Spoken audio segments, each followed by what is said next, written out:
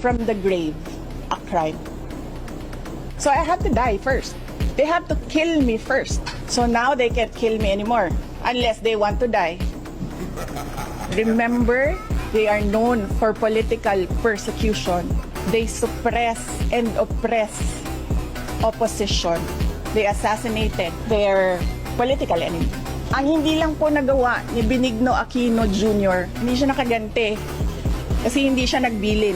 But you know, Benigno Aquino Jr. is not Sara Duterte. So that's the playbook.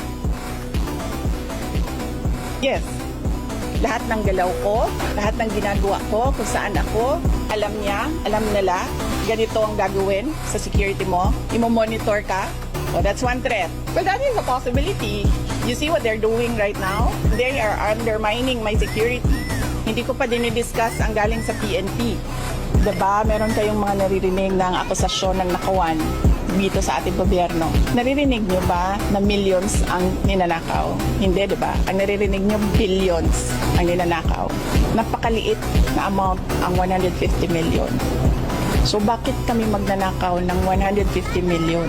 Ang problem sa 125, binigay siya sa amin December na. Requirement in government offices, you have to utilize money before December 31.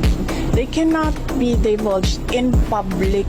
It will compromise lives and security of personnel who are cooperating or who are nandoon sa kabila na asset. You cannot.